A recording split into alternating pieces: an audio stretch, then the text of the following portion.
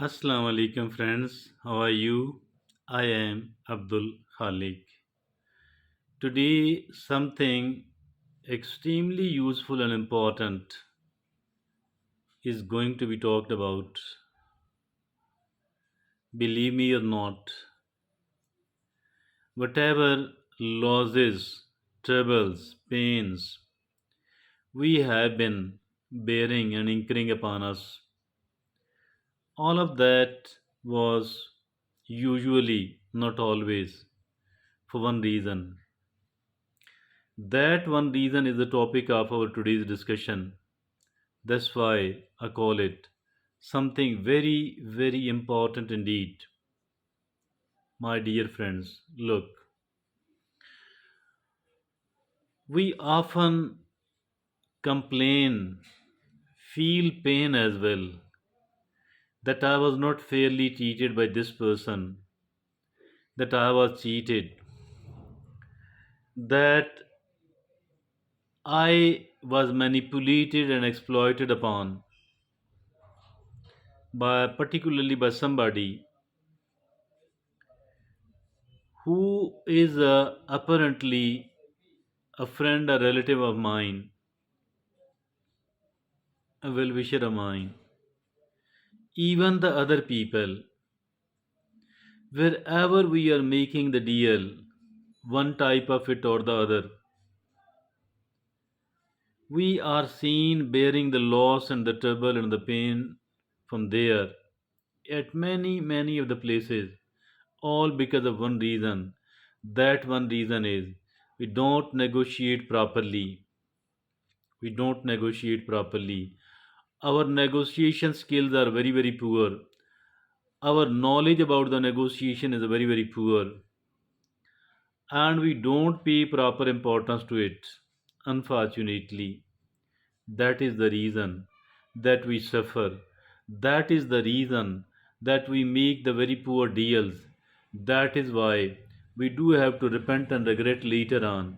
My dear friends, I think that we need to change. We need to change all that, and we need to learning how to negotiate properly so that we don't have to feel the pain, the regret later on, so that we will be happy after each of the deal, and we will be feeling that it was a win-win situation and not a lose-win at all. It's not like somebody has won and I have lost. It's not like that. Rather, it was a kind of win-win situation, my dear friend. If at all we don't want to lose in the deal, then we need to learn our today's lesson in a very, very careful manner. 10 tips. 10 tips for negotiating in the modern era. 10 tips for a very good negotiations in the modern era.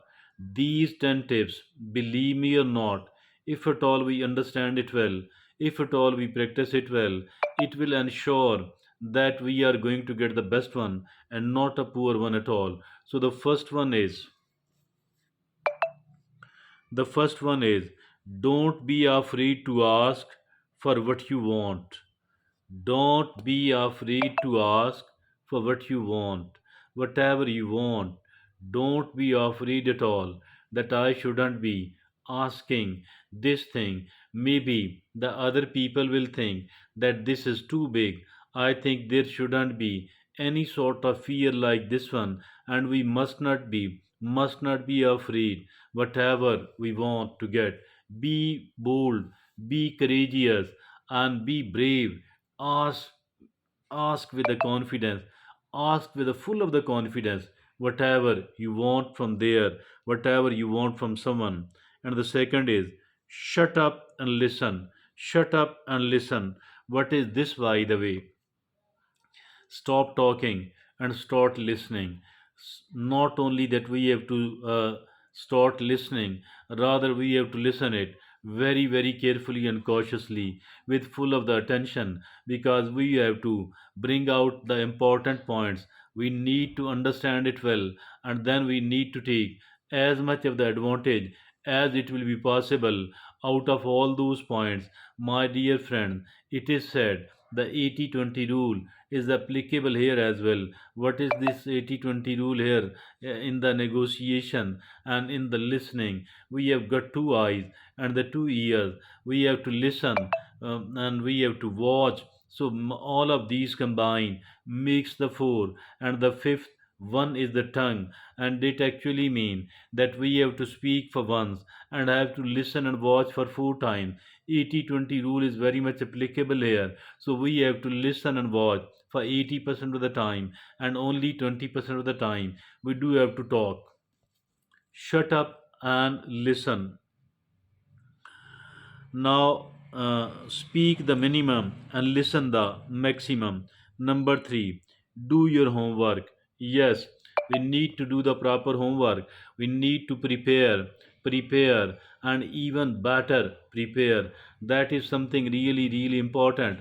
Unless and until we don't prepare well, I think there is a kind of certain and sure lose. Somebody is going to win. We are going to lose because they might have prepared very well and we are not prepared at all. So, all the bad deals made in the previous life, that was because of the one reason, and that one reason was that we were not prepared well. We need to prepare it very, very well.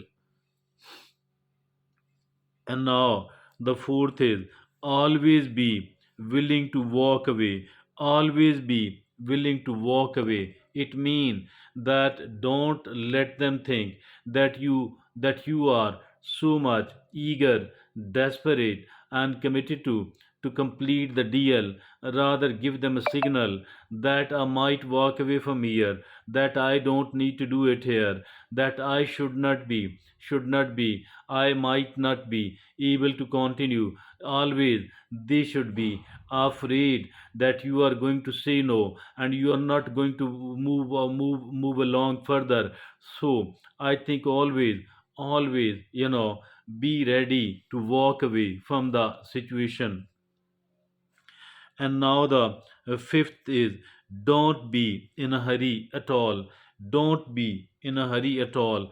And those people who are seen making the deals in a haste, they have to suffer later on and have to suffer a lot. So for all that reason, if we don't want to repent and regret later on, so this point is also very, very important. Don't be in a hurry. Never ever close any deal in a haste. Number 6. Aim high and expect the best outcome. Aim high and expect the best outcome, and never aim for something low or inferior. Always aim high and always expect the best. That is a closed loop. If we are expecting the good, rather the best, so there is a big probability that we will be able to get one. And if at all we are expecting the worst, we are expecting the bad, so there is a big probability that we are going to get the worst as well. So, aim high and expect the best outcome. Expect more and get more.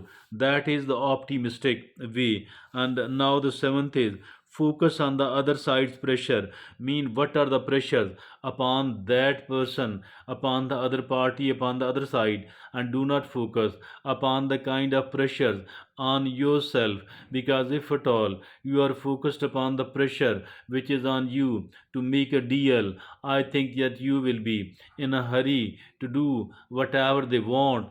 Always focus why they have to make this deal, why they desperately need it, what are their compulsions, why it is very important to make this deal. Always focus upon the pressure on the other side, that they are so much willing to make a deal.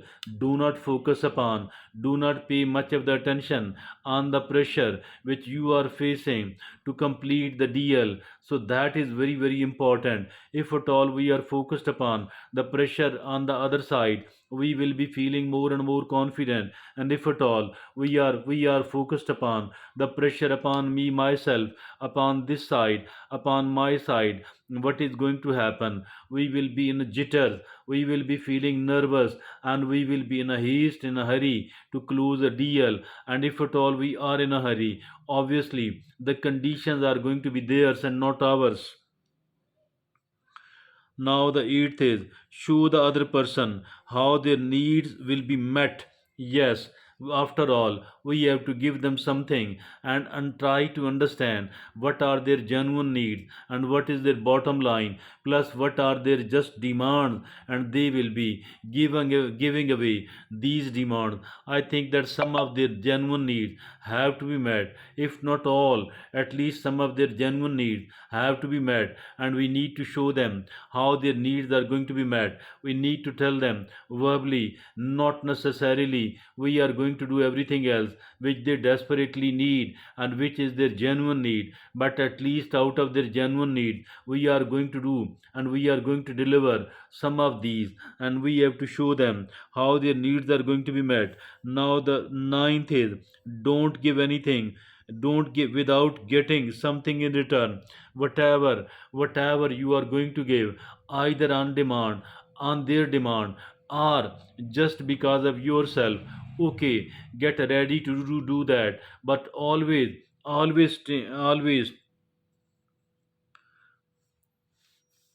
unilateral concessions are self defeating. Unilateral concessions are self defeating. We don't have to give them the concessions unilaterally. Always tie a string. Always tie a string. I will do this if you do that. I will do this if you do that. Always tie a string. Something really useful. So never give anything else in as a concession free of cost.